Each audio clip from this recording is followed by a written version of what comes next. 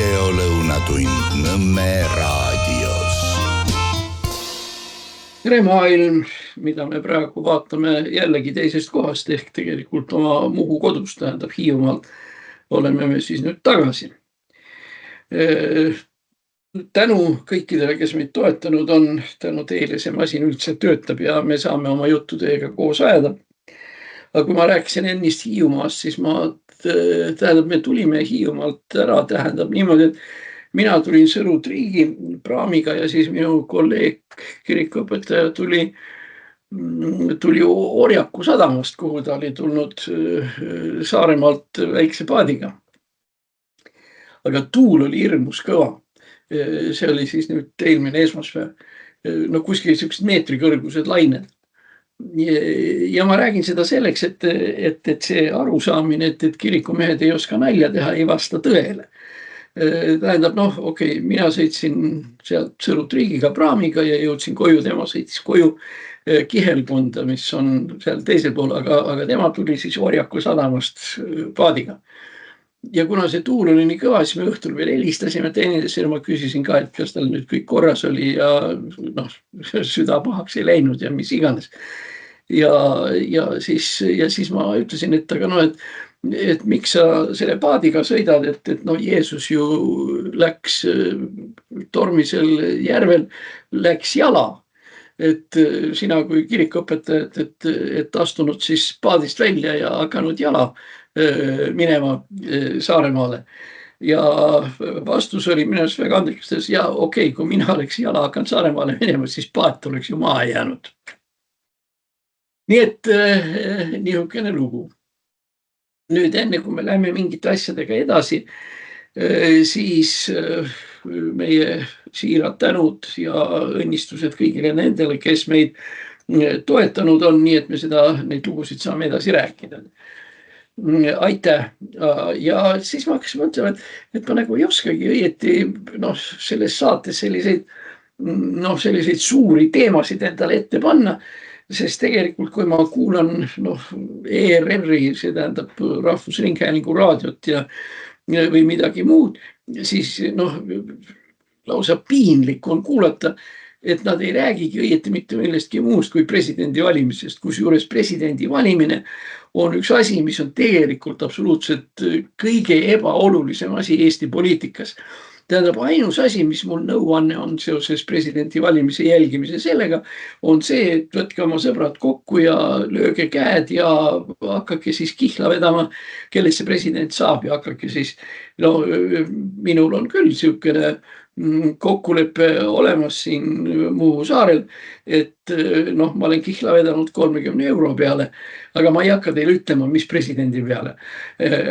See on ainus asi, mis selle presidendi valimise mõte võiks olla. Tähendab jällegi üks kihlvedu, nii nagu me eelmine kord rääkisime, et meil räägitakse presidendi kandidaatidest ja kandidaatidest lihtsalt sellepärast, et jalgpalli maailma meistrivõistlused on otsa lõppenud.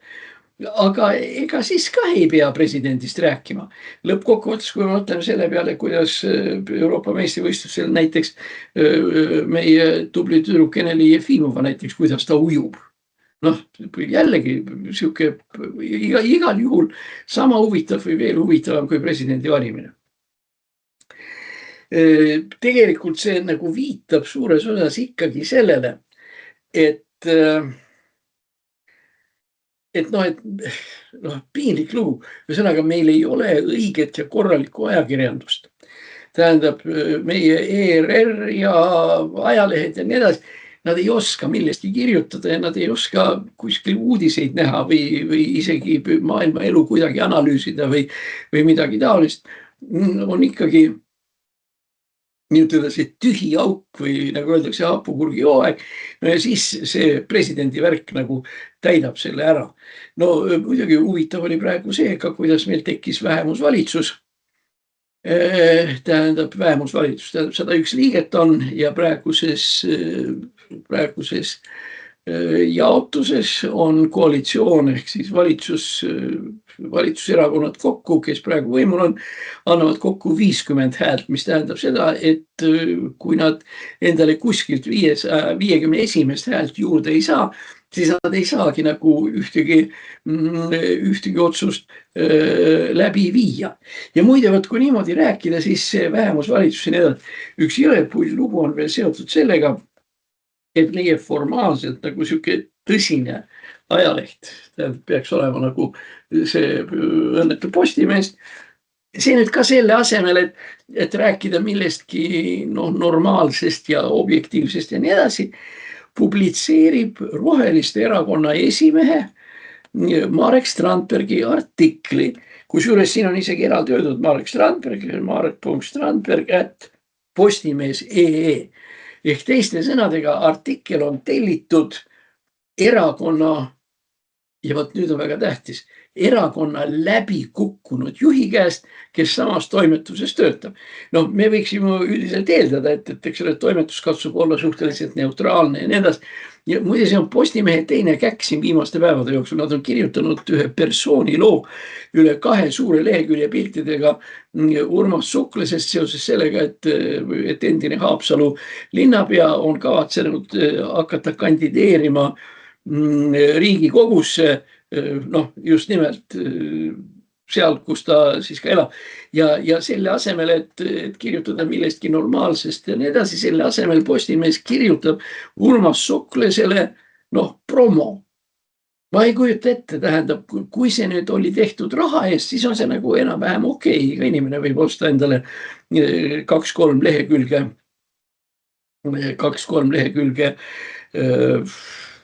teksti ja pilte enda kohta. Aga kui see on ka tasuta tehtud, siis jällegi, et ühesõnaga Postimeest me siis peame arvestama sellega, et Postimees ei ole see leht, kelle aususesse me peaksime suhtuma ilma vajaliku ettevaatamatusele. See Strandbergi lugu, see on veel kihvtim. Strandberg kirjutab sellest, kuidas meil tekkis vähemusvalitsus 2009. aastal, Ansip oli siis võimul. Vähemusvalitsus on vaja 1 hääl jälle juurde kuskilt saada, nii nagu praegugi see on. Ma ei mäleta, kui ma ei eksi, siis see oli isegi peaaegu seotud eelarvega. Igal juhul üsna sihuke karm värk. No vot, ja siis muidugi Reformierakond ja mina seal erakonnas ja me püüdsime neid hääli otsida siit ja sealt ja lõpuks tähendab, me saime endale kätte, tähendab ainus erakond ja ainsad inimesed, kes olid poliitiliselt müüdavad, olidki Rohelised ja Marek Strandberg, midagi pole öelda, müüdavad. Meie siis, aga meil oli häält vaja, eks me pidime ju siis jutumärkides ostma, aga osta me saame ainult seda, kes on ise müüdav. Ja see Strandbergi lugu tähendab küsimus selles, et milles seisnes Strandbergi müüdavus, millest ta oma selles Postimehe artiklis 11. augustil Postimehe artiklis, millest Strandbergi kirjutab. Milles oli tema müüdavus? Me ostsime ta tegelikult jutumärkides, ostsime ta selle hinnaga, et me lubasime tekitada ja finantseerida uuesti loodavat keskkonna ametit, mida tegelikult, ega ta just nüüd nii ei ole, ei saa öelda, et see nüüd puhas jama, mingil määral oli seda vaja. Aga igal juhul mitte sellisel kujul, aga antud juhul see oli diil. Meie saame endale Roheliste hääled ja Strandbergi, kui meie anname talle vastu selle sama Keskkonnaameti, millele muide kulutati 83 miljonit tol korral Eesti krooni. No nii läkski. Teine küsimus muidugi oli selles, et kui rääkida juba läbirääkimistest tookord vähemus-enamusvalitsuse, siis ühesõnaga ajaleht Postimees avaldab oma kaastöötaja artikli, kus juures kaastöötaja on see, kes oli kindlal ajal müüdav. Müüdav selle keskkonna. siis läks jälle aega edasi ja see likvideeriti, aga antud juhul muidugi meile oli see võidukoht ja ei oleks, ütleme, Strandbergi suguseid müüdavaid tegelinskeid, vaat siis ei olekski saanud. Nii et siin võib öelda niimoodi, et see on moraalselt, kuidas sa võtad seda. No, ühesõnaga, müüdavus minu arvates ei ole ilus. Aga teisest küljest mõnikord need erakonnad, kes tahavad ilusaid asju teha, neil lihtsalt ei olegi mingit muud võimalust, kui ära kasutada seda, et sellised müüdavad tegelinskid poliitikas olemas on. Nüüd asi, millest räägitakse väga palju Venemaal ja meil kuidagi nagu sihukese viltuse lõuaga, on see, et Ukraina on alustanud Vene vastast sõda absoluutselt uues kvaliteedis ja absoluutselt uues valdkonnas. Ja see nimelt on, et Ukraina on hakanud tulistama ja pihta panema laiatarbekaupade suurladudele. No mis on laiatarbe suurkaup? No ütleme, see on seesama, mis ütleme, meil on Amazon näiteks, te saate ju tellida sealt riideid ja mis asju veel, eBay, no ja küllap näete. Venemaal on siis 2 sihukest hästi-hästi suurt ladude kompleksi, kes müüvad laiatarbekaupu. Muide mitte ainult, seal on selliseid poolsõjalise tähendusega asju ka. On hakatud müüma 2 firmas, üks asi on siis Wildberries ehk metsikud marjakesed või metsmarjad ja teine kannab nimetust siis Ozon. Ukraina on läinud kallale Wildberriesile. Wildberries on tegelikult, neid ladusid ühte kokku on 26 tükki üle terve Venemaa. Sealt siis Kamtšatkast alates ja siia Euroopa otsa välja. 26 Wildberriesi laost on 17 puruks lastud. Ütleme, kui suured nad on. Üldiselt sihukese Wildberriesi ladu, kus on need igaks laiatarbekaubad, võib olla kuskil umbes 200, mitte 20, vaid 200 000 ruutmeetrit. See on ikka niuke, kui ühest otsast vaatama hakkad, ega siis teist otsa ei ole näha. No ja seal sees on siis nii nagu ka meie nendel postiteel müüjatel ja teistel. Seal sees on siis riiulid ja igasugused kaubad, aga ühes laos on kaupu mitmesajale või isegi peaaegu 500 firmale, kes müüvad neid asju. No seal on siis kõik alates trussikutest ja lõpetades muide ametlikult mängudroonidega, mis ent teatud tingimustel lasevad ennast kasutada sõjalisel otstarbel. No näiteks kas või seesama väike droonikene, mis tõuseb, kui tema juurde isoleerpaljaga või niidiga või kinnitada sinna näiteks käsigranaat F1 limonka ehk see sidrunikujuline käsigranaat ja see lendab kuskile, kukub alla, siis võib juhtuda, et granaat plahvatab. Muidugi see ei ole suur sõjaline asi, aga see on lihtsalt üks selline toode, see droon, mida saab sõjalisel otstarbel kasutada. Nagu ma ütlesin, suurem ots kõigist nendest asjadest on nüüd tänase seisuga 16-27 on põlema pandud. Ja kuidagi, siin tuleb kuidagi ütelda niimoodi, et ukrainlased ei ole mitte ainult kavalad ja targad ja relvade kasutajad, vaid nad on ka väga tublid inimesed, kes oskavad õigeid rünnakuobjekte üles leida. No kujutage endale ette, teil on 200 000 ruutmeetrine, tähendab see suur ladu, mida kasutab 500 inimest. kui see läheb põlema, siis see tähendab ju seda, et automaatselt on 500 väike ja keskmist, võib-olla isegi suurt firmad automaatselt pankrotis. Sellepärast, et enne seda juba polnud ja nüüd on seda sedavõrd veel vähem, et mitte ükski kindlustusfirma selliseid suuri Wildberry'si ladusid ei kindlusta. Asi on veel hullemaks läinud. Tähendab, need inimesed sellest 26-st, kes on siis 9 tükki, mis on alles jäänud, need kaubaomanikud, kellele kuuluvad kõik need trussikud ja raadiod ja telefonid ja mis tahes elektroonilised asjad ja televiisorid ja kõike see, mida seal müüakse, need omanikud ei saa neid asju kätte.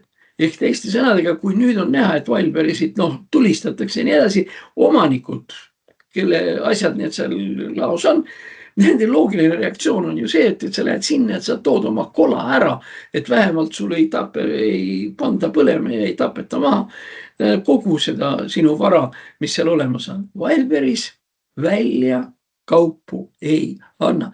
Nii et need, kes sellega tegelesid, on nüüd siis kõkst omadega vahel. Ja muide, kui rääkida üldse sellest, et mida sõda endast kujutab ja et sõda on sageli ka mingisugune vahend rikastumiseks, vastab tõele ka droonide ajastu. Muide, need, kes on koolis ajalugu õppinud ja veel hiljuti mäletavad, kunagi oli selline asi nagu parempoolne monarhist Puriškevitš, kes muu hulgas oli üks nendest, kes üldse edendas igatepidi sellist monarhistlikku maailmavaadet ja pooldas igal juhul tsaari võimule jätmist ja nii edasi. Puriškevitš ta oli muide üks nendest 3 inimesest, kes tappis füüsiliselt, kes tulistas Rasputinit. Teine oli seal Jussupov. Ja siis ta tegeles eeskätt millega, ta tegeles sellega, et ta revideeris, ta oli tuumaliige, tal oli õigus igale poole ligi minna, ta revideeris ronge, mis esimese maailmasõja ajal vedasid kaupu rindele. Eeskätt ta revideeris teraviljaronge, jahuronge, samuti ronge, millega veeti relvi ja nii edasi, teades õigesti, nii nagu see tol korral oli ja on ka praegu, et sõja käies need inimesed, kes on tagalarotid, neil on kõva kalduvus kogu seda sõjaväeträna ära varastada. Mida nad seal ka tegid.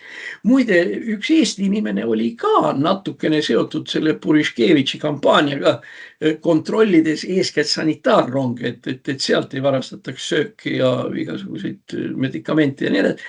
Ja see oli usu Viktor Kingissepp, kes oli ju ka sanitaarrongi inspektor, täpselt samamoodi nagu oli seda olnud Puriškevitš. Aga mõte on selles, et seal, kus käib sõda, seal on tagala, kust saab igasuguseid asju varastada ja seda tehakse alati, kui vähegi kusagil midagi ripakil on.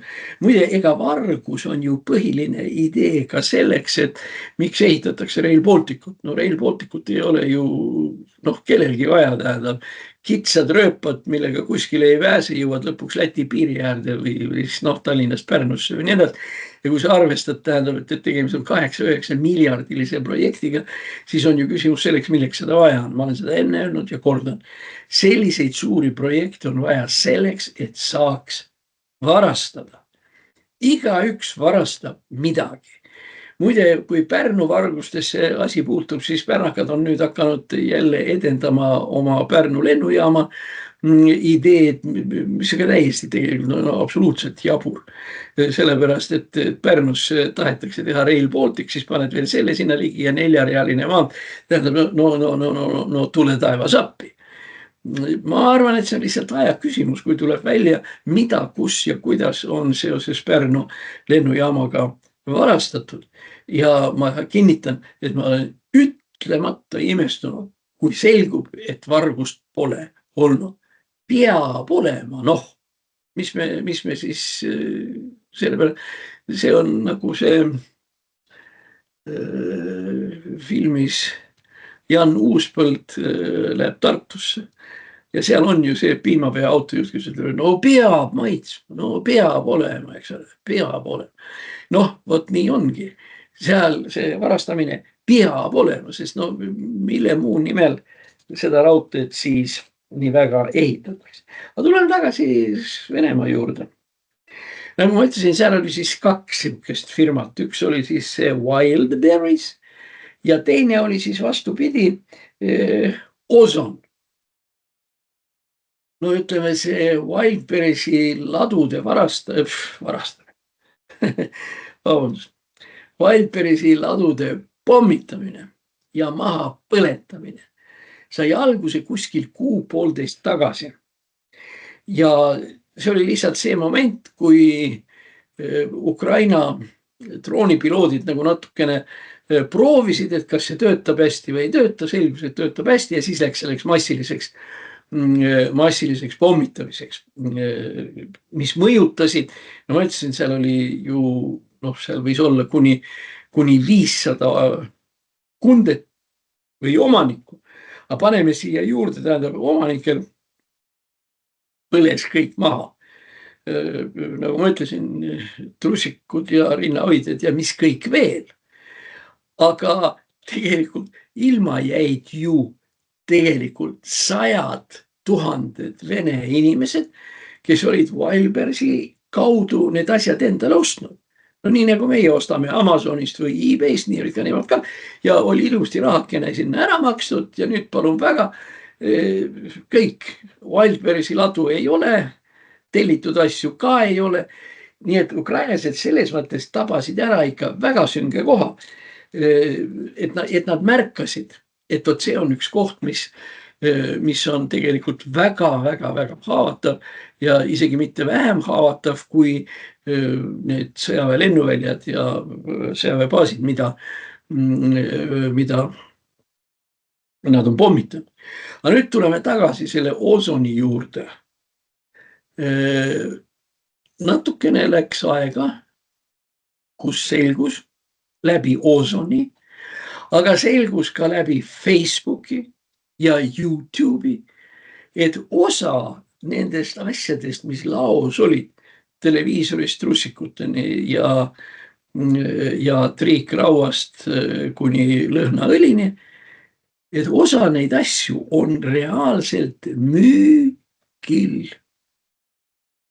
Ja on müügil konkureerivas firmas Ozon, aga tegelikult uudistest, suurtest linnadest nagu Krasnojarsk, Perm, sellised asjad, seal on need asjad müügil laadaplatsidel. Ühesõnaga need inimesed, kes on saanud sellele kõigile nendele asjadele küüned taha, on visanud selle müüki tavalistel laadaplatsidel, tavalistel platsidel, kus iganes. Ja noh, kus on näha, et siin on näiteks riidepuude peal rippuvad mingisugused asjad, mingisugused televiisorid, mingisugused habemajamisaparaadid ja mis iganes tähendab. Ja nüüd hakkavad Wildberriesi inimesed ära tundma, et need on nende asjad, mis on kas Ozonis või kuskil mujal linnas müüki läinud. Ehk teiste sõnadega, tere tulemast. Omanikud asju kätte ei saa, isegi kui nad ei ole veel maha põlenud. Ja need asjad, mis maha põlenud ei ole, hakkavad ilmuma konkureeriva firma homepage'il, tähendab sellel display'l, või siis lausa niisama tänavatel. Kusjuures veel tänavatel sellise trikiga, et nad on tavaliselt müügil 2 või 3 korda odavamalt, kui nad olid müügil Wildberries. Nii et nagu venelasel on vanasõna, kellele on sõda õnnetus, aga kellele on ta armas emakene. Nii et Ozon ja teised, nendele on seda armas emakene. Nii. Kui meil nüüd venelastega nagu jutuks läks, siis hiljuti juhtus see, et venelased visati välja Süüriast, kus nad tegelikult olid toetanud, eks ole, Süüria režiimi ja režiimi diktaatorlikku juhti Bashar al-Assadit, kes on hambast ja Yana Toomi sõber. Yana Toom käis Bashar al-Assadi juures, kuigi Süüriaga poliitiliste sidemete arendamine oli keelatud, aga Keskerakonna ja Yana Toomi armastus oli Süüria vastu ikkagi nii suur.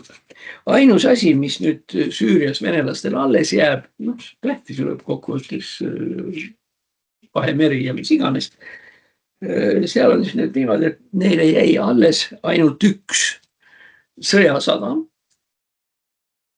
Ma igaks juhuks ütlen täpselt, kuidas tema nimi on. Selle sõjasadama nimi on Tartus. Nii et kui te räägite, et laevad seisavad kus, nad ei seisa mitte Tartus, vaid Tartuses. Aga sellega on üldiselt venelaste elu Vahemerel läbi. Ja kui arvestada seda, et Süüria oli tegelikult venelastel kõige tähtsam baas, siis seal me siis nüüd oleme. Ukraina võtavad Musta mere võtavad ukrainlased ära, Vahemere, sealt löövad uued Süüria võimud venelased minema, nii et kõik on läinud. Muide, kui me praegu mereasjadest rääkisime, tähendab see Tartus ja venelased seal Süürias ja nii edasi, siis ma tahaks meelde tuletada ühte teemat, mida ma kardan, et väga paljud meie inimesed ei tea. On nimelt see, et kunagi 20. aastate algul, kui Eestis arutati küsimus sellest, et milline peab olema Eesti riigilipp. Ja seal oli muide mitmeid variante, kusjuures üks nendest, mis mulle kõige rohkem meeldis, on Skandinaavia rist. Ehk teiste sõnadega meil on lipp sinisel taustal ja sinna on peale tehtud see keskelt nihutatud vertikaalse joonena on siis must. Nii et on sinine must ja või siis must sellise kerge valge kandiga. See nagu kinnitaks meie kuulumist Skandinaavia kultuuriruumi või sinna lähemale ja oleks olnud igatepidi väga õige. Aga siin on üks lisanüansikene veel. Kui te nüüd lähete jällegi Google'is sisse, mida ma alati teile soovitan, ja lööge sinna sisse selline sõna nagu Liivimaa lipp. Liivimaa lipp. Sealt te siis leiate, seal on nii lipp kui ka vapp. Ja seal te leiate, et Liivimaa, see on siis Riiast kuni Paideni, Paide kaasa arvatud.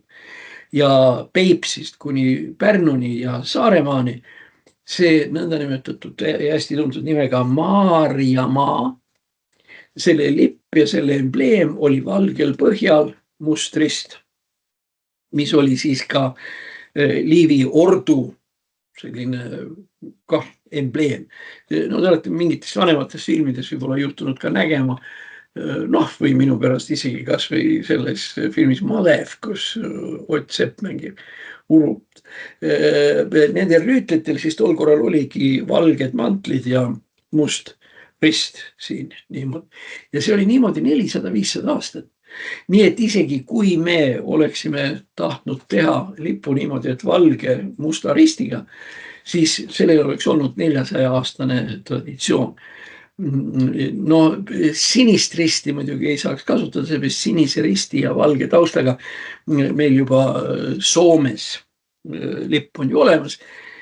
kuigi teisest küljest jälle mine võta kinni, kui see sinine on mingit natuke teist tooni, kui Soome oma võib-olla ta siis kõlbab. Kui meil kõlbab kahes erinevas helistikus üks ja seesama hümn Eestil ja Soomel, no siis erinevate liputoonidega võiks meil olla ka samasugune lipp. Aga no jäi nagu ta jäi. Sinimustvalge, Eesti üliõpilasseltsi lipp võeti siis omaks ja nii edasi. Aga sellega kerkis üles probleem, mida arutati paar aastat ja siis see kuidagi soikus ära ja nii edasi. Kui te vaatate Eesti sinimustvalget lippu kaugelt, no tallinlased, eks ole, te vaatate Pikast Hermannist, Tartus vaatate Tähetornist, Pärnus vaatate teatriväljakult ja nii edasi, siis kõigis nendes suurtes ja ilusates ja kenades lippudes, muide eriti torkab see silma Tallinna lennuvälja juures olemas tohutud pirakas lipp, siis te märkate ühte asja, et kui te vaatate seda Eesti lippu kaugelt, siis sinist värvi märgata tegelikult ei ole. Kaugemalt vaadates meil on siis valge triip on all ja sinine ja must kõrvuti, nagu nad seal on, tegelikult nad ei eristu eriti. Tegelikult on meil siis nagu 2/3 on siis, 2/3 on meil must, mis tegelikult sisaldab endas ka sinist, no ja siis valge äär sinna alla. Ja see teema, et kuidas nüüd ära muuta see värv, see sinine värv, mis Eesti lipul on, et kuidas teda muuta ja kui hele või mis tüüpi peaks see värv olema. Vaieldi, mis vaieldi, meremehed olid muide kategooriliselt nõudsid seda, et lipu sinine peab olema hoopis teist värvi, sellepärast et kui sõjalaevad sõidavad heisatud lippudega või näiteks minu pärast kas või need talvelaevad, kellel peal vett olles on lipp üleval, et Eesti sõjamehed ja sõjalaevastiku mehed ütlesid, et nende probleem suhtlemises kolleegidega, sõjamereväelastega teistest riikidest tuleb peaaegu alati jutuks see, et eestlased me teame, et te pidite seal olema ja see peaks teie laev olema, aga me ei saa lipust aru. Teie lipp on arusaamatu. Ja kui me nüüd kontrollime, kuidas see sinine tekkis, siis sinine on tegelikult fikseeritud rahvusvahelise värvide kataloogiga. Ja selle nimi on siis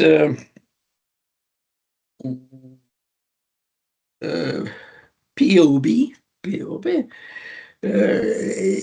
Ja seal on siis niimoodi, et värvi šifr või mis värviga parasjagu tegemist on, seda vaadatakse kombinatsioonis punane, roheline ja sinine. Ja kui meil nüüd on, ütleme, seesama Eesti lipu sinine, siis Eesti lipu sinise kood on 0,114,206. Eesti lipu värv on 0,114,206. Mida see siis tähendab? See kood, need numbrid on määratletud 3 põhitooni järgi, tähendab kataloog, teed lahti ja vot seal on siis need põhitoonid. Põhitoon on punane, siis keskmine toon on roheline ja kolmas toon on sinine. Niisiis 0,114,206 tähendab seda, et meie sinises lipus on 0 kogus punast. Ta on 114.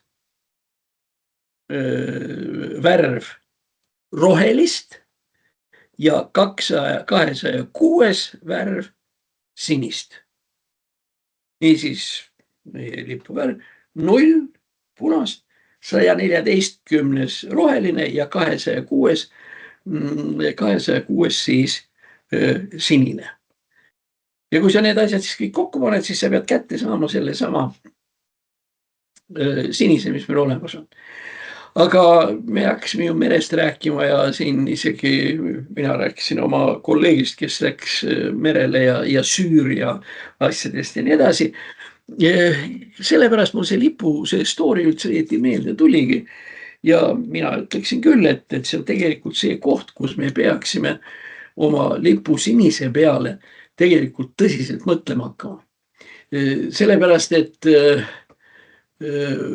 üks lipu kirjeldus päris alguses 20. aastatel oli see, et meie lipu sinine on päiksepaistelise taeva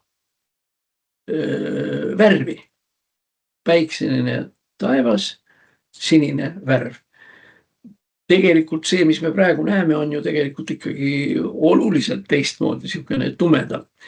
Ja noh, ma ei ütleks, et see nüüd nii kohutavalt tähtis probleem on. Aga ma arvan, et selle noh, ütleme üleminek Skandinaavia ristile, ma täitsa kujutan ette kõik, oi, et meil ju metsamennad seal sinimustvalge ajal ja mis iganes ja nii edasi. Et noh, seda ei tohi muuta. No kui ei tohi muuta, juhul kui ei tohi muuta, siis lihtsalt seda muuta saab ehk ikkagi, et võetakse see sinine värv korraks lahti ja võetakse see kataloogi, need värvid, need leheküljed ja muudetakse see kuidagi moodi ära. Aga jällegi üks selline paradoksaalne ja ootamatu situatsioon seoses laevade ja värvidega. Inimesed, kes on täna, ütleme 60+, kindlasti mäletavad sellist inimest nagu Jevgeni Kogan, kes oli üks kõige tähtsamaid internatside juhte üldse. Ja kes sõdis Eesti iseseisvuse vastu nii palju, kui vähegi võimalik oli. Aga kui Eesti sai iseseisvaks, siis noh, lõppes ka tema sõda ära, vähe sellest. Mart Laar võttis Jevgeni Kogani Isamaa liikmeks. No uskumatu, Jevgeni Kogan, eks ole, internats ja kõige kõvem Eesti vastu, Isamaa liige, no palun. Ja noh, ta isegi ei kahetsenud eriti oma võitlust Eesti vastu, selline aeg oli ja tema arvas ja kuna nüüd Eesti on vaba, siis on jälle kõik korras ja noh, umbes niimoodi. Aga miks see Jevgeni Kogan tähtis on? Noh, esiteks muidugi poliitiliselt, eks ole, see on üks niisugune, no ma ütleksin niisugune selline rasvase lambasupi plekk kõhu peal küll Isamaa jaoks. Aga mitte see ei ole tähtis praegu. Me rääkisime merest ja asjadest ja nii edasi. Nüüd niisugune värk. Kui laevad sõidavad maailma meredel ja väga kaua aega nad ei tule kodusadamasse tagasi, siis on paratamatu see ja seda te näete alati igasuguste suurte traallaevade ja noh, minu pärast isegi nende laevade puhul, kes sõidavad Helsingi vahet või siis Rohuküla Heltermaa Kuivastu Virtsu praami puhul ja nii edasi, te märkate, et laevadel hakkab tekkima rooste. Ja kõige rohkem tekib see rooste seal vee ja õhu piiri peal, seal all. Ja noh, eriti need kaubalaevad, kes ju praegu meil siin igal pool käivad, näiteks seal samaski Virtsus ju, kust veetakse igast Virtsust ja Heltermaalt ja Rohukülast ja nii edasi, kust veetakse näiteks hakkepuitu ja mida iganes seal, te võite kõik näha neid laevu ja vaadake siis seal ühesõnaga rooste. Mida roostega teha? Sel ajal, kui laev seisab ja teda lossitakse ja tehakse neid igasuguseid remonditöid ja nii edasi, sel ajal meeskond peab laeva remontima, parandama neid asju, mis seal vahepeal on vussi läinud. Ja tuleb ära parandada ka see rooste. No kõigepealt, eks ole, pahteldatakse ära, see on üks vedel, spetsiaalne üks vedelpahtel. No jah, mida saab vastava toru kaudu pritsida sinna, kuhu tarvis on. Just väga kasulik on ju laeva remontida siis, kui ta veel tühi on, siis kui ta on sest siis tuleb ju laev välja, see roostet on rohkem hea. Aga no vot nii, on tarvis panna sinna roostele värv peale. Nüüd tekib küsimus, milline värv? See värv peab olema ju sama värvi, mis ülejäänud laeva kere. Ja kus kohast, no sa oled kuskil Capablancas või Santiago või kus iganes maailma teises servas, Los Angeleses, La Plata lahes, ükskõik. Noh, on vaja seda roostet pahteldada ja värvida. Millega? No ei saa ju tekitada laevale niimoodi, et laev on, ütleme, tume hall ja siis see, mis me sinna asemele paneme, on hele hall või tume sinine või midagi. See laev, mis on hele hall, peab saama värvitud täpselt selle sama hele halli värviga. Nii.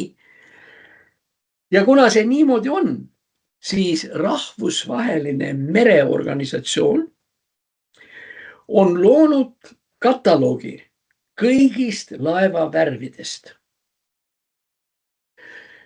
Ja kui nüüd peaks meie laev jõudma kuskile Aafrika läänerannikule või Brasiilia La Plata, ükskõik kuhu sinna kohta, siis tal peab olema võimalus saada täpselt see värv, mida Tallinnas on tema puhul kasutatud. Ja selleks, et see süsteem töötaks, eksisteerib üks ja seesama värvide kataloog. Ja Kogani puhul tema firma business oligi suures osas laevade varustamine teatud tüüpi köitega, sellised, nagu üteldakse, Pootsmani varu asjadega, aga ka värviga. Ehk teiste sõnadega Eesti laev, mis sõidab Los Angelesse või Kaplinna või kuskile ja ta teab, et siin läheb lossimiseks ja nii edasi, siis kapten annab raadio teel teada, et meil oleks vaja teostada värvimistöid ja me vajame värvi number ja siis tuleb see pikk joru, kuskil umbes 15 numbrit ja 5 tähte, ABCD, seal igaks asjad ja nii edasi. Ehk teiste sõnadega, laevade värvimine on üks rahvusvaheliselt igati reguleeritud asi. Ja juhul, kui nüüd, ütleme, see meie laev jõuab kuskile seal Ladina-Ameerikasse või kuskile mujale, Santosesse, kuhu sõitis teatavasti Kihnu Jenn, siis kapten ja kõik juba teavad, et teda ootab ees 2, 3, 4 tünni täpselt seda värvi, mida oli kasutatud Tallinnas. Nii et see ei ole nii, et laev tuleb ja küsib, et meil on värvi vaja ja siis viskab talle midagi ette. Ta tahab täpselt seda värvi, mida ta värvitud on. Nii et see on üks niisugune business, nagu iga teine, ostmine, müümine ja kasu saamine ja nii edasi. Aga see on business, mis on rahvusvaheliselt ülireguleeritud. Et nüüd värvid omavahel klapiksid kodus ja võõras sadamas.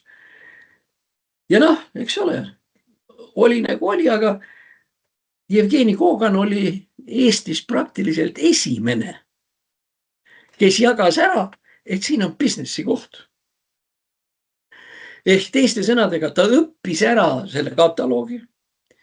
Ta leidis üles värve valmistavad firmad.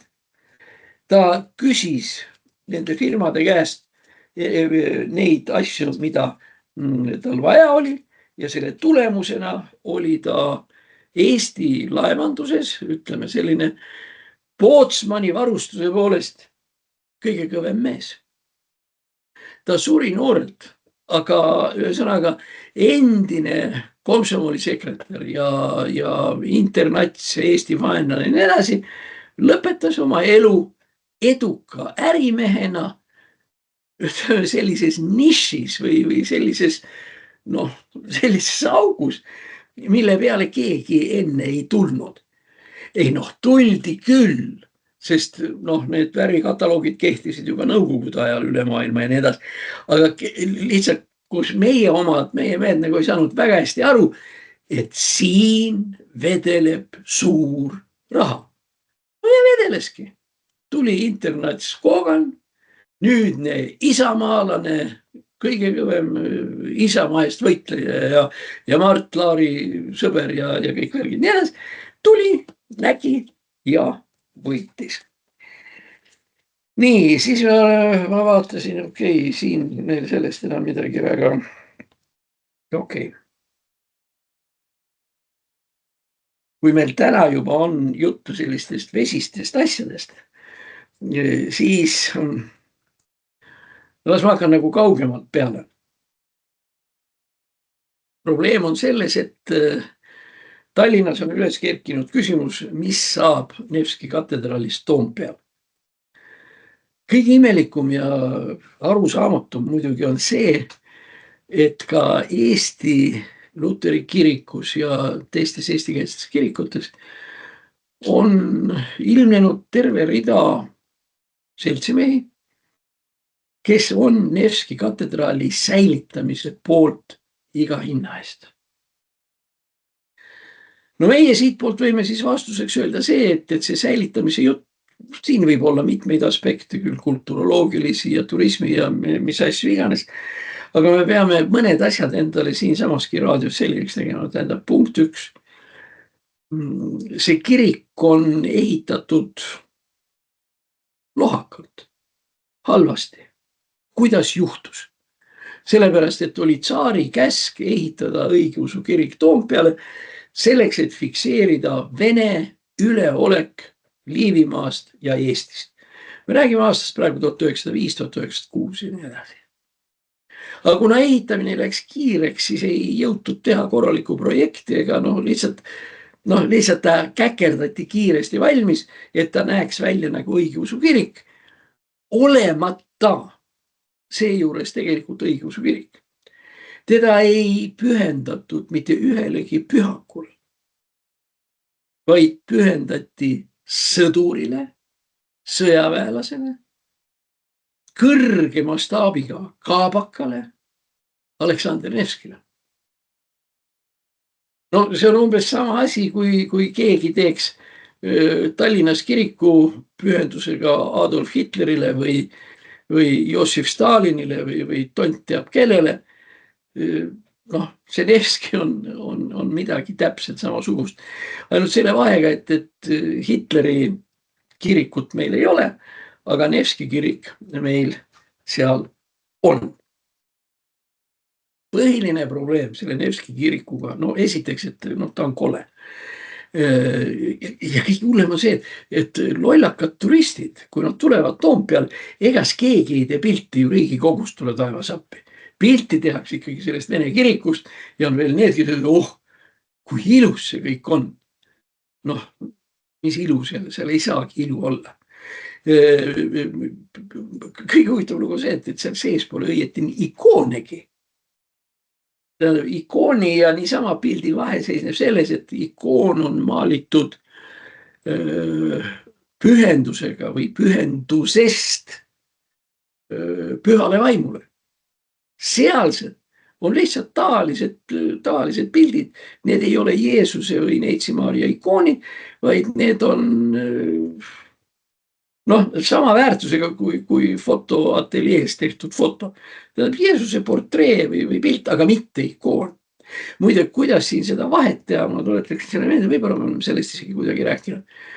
Kunagi Orest Kormašoviga, kuna ma olin seotud ühe kohtuasjaga Moskvas, süžee oli seal see, et Moskvas näitusel kujunes probleem, et kas üks või teine pilt on ikoon või ta on maal.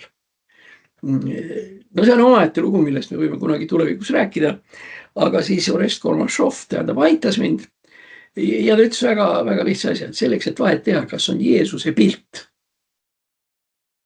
või Jeesuse ikoon või Neitsi Maarja ikoon. On see väga lihtne tunnus.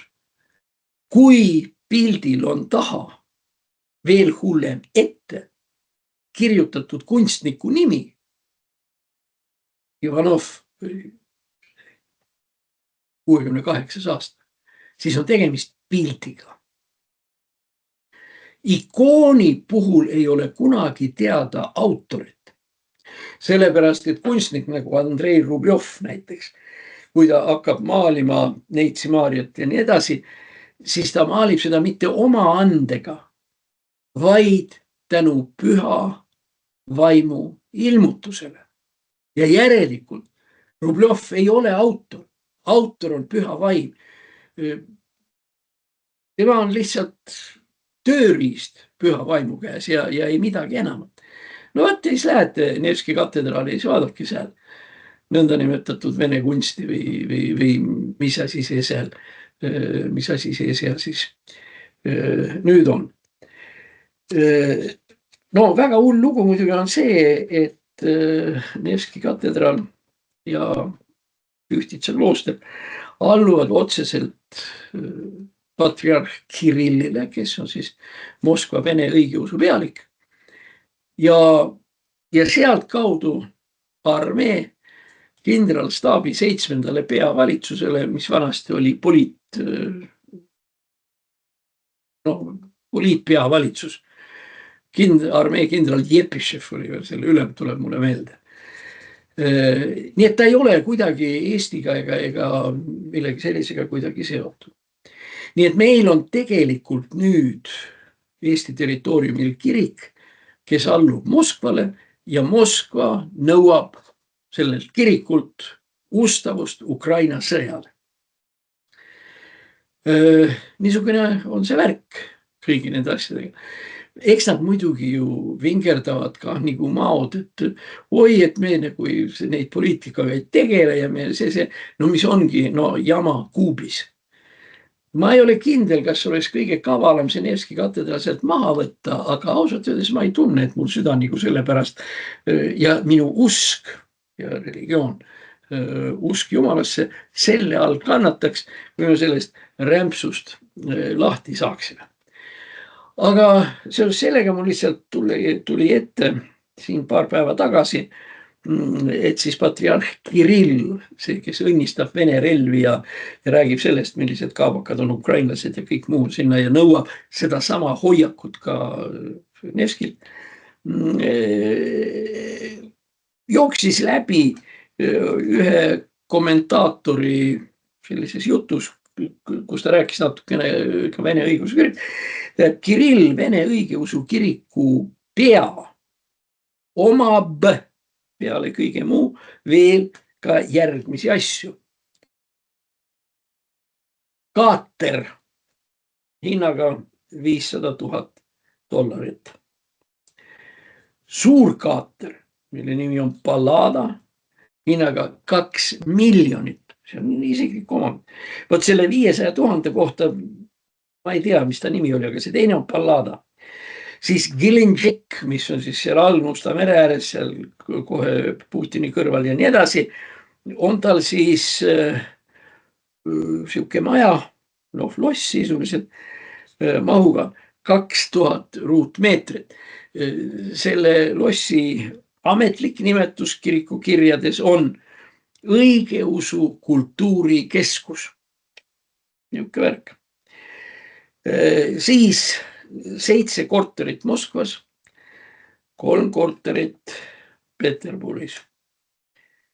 Isiklikus omandis veel helikopter 7 miljonit ja business klassi isiklik lennuk summas 30 miljonit.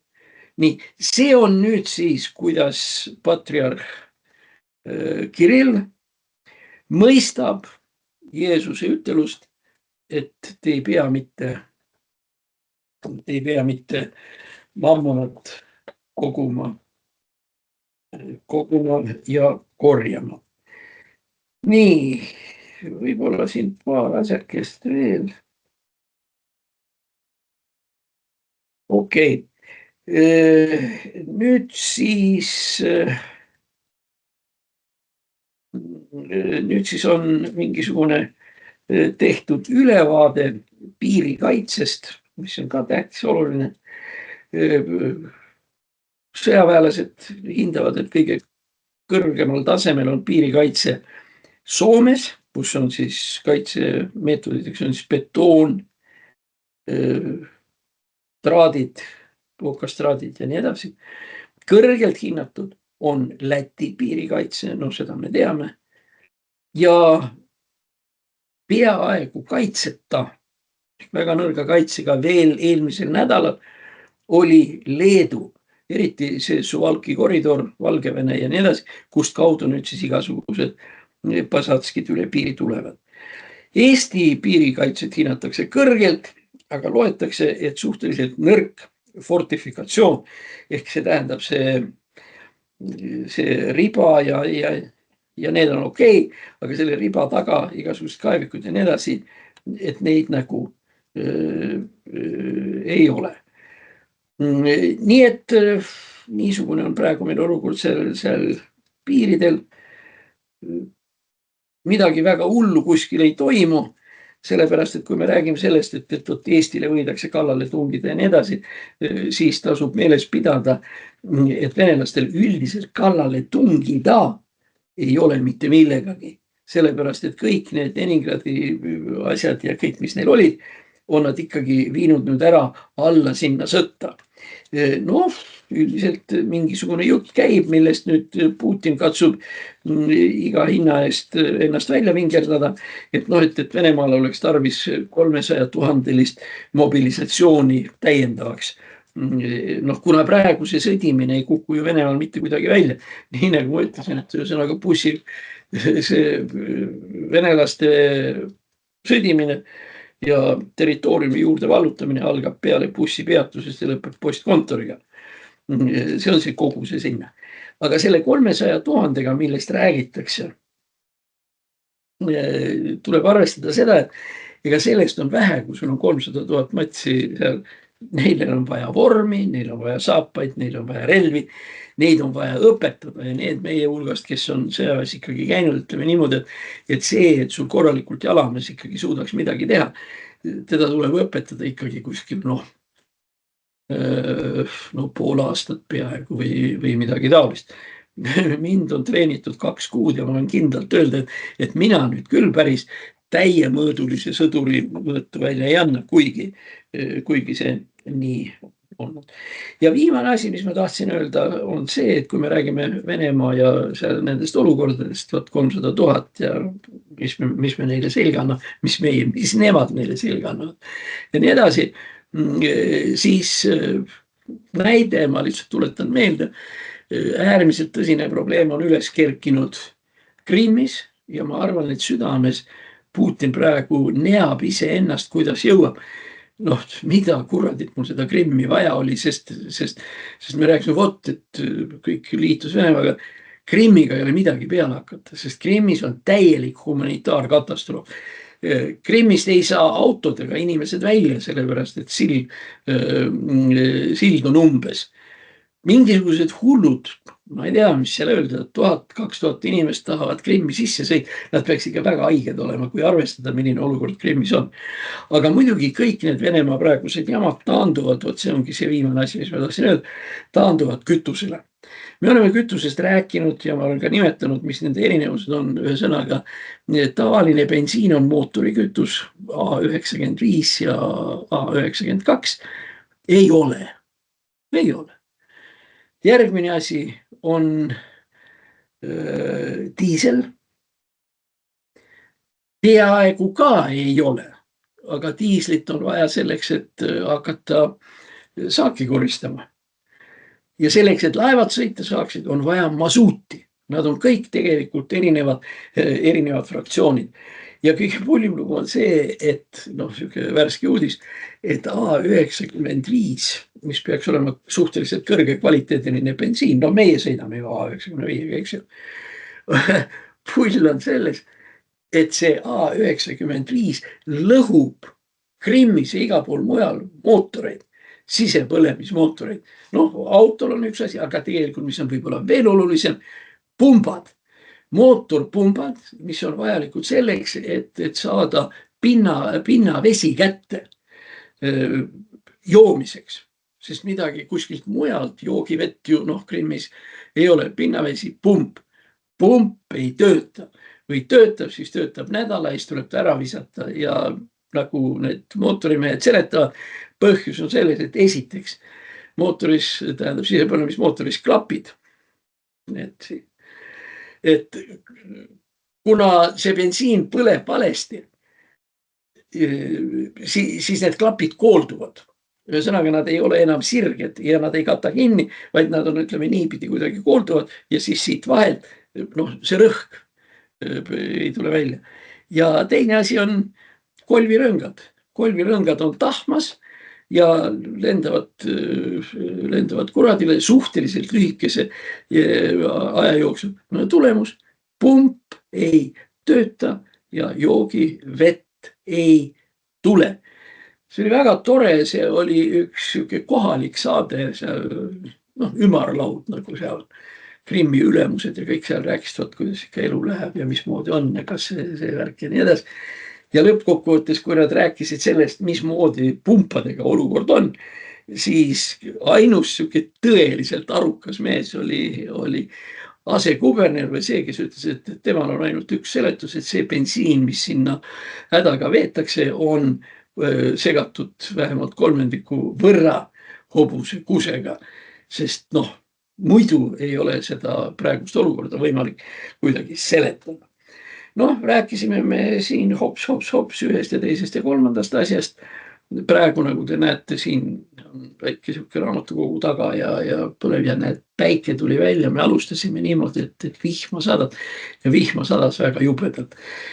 Täna oli niimoodi, et tuul oli nii kõva, muidu mina käin ka natukese väikse paadiga seal sõitmas, aga sihukese tuulega ei julge küll nüüd kuskile minna. Ma nüüd pärast seda, kui nüüd see lugu läbi saab, ma lähen vaatan, kas lõunarannas ujuda saab.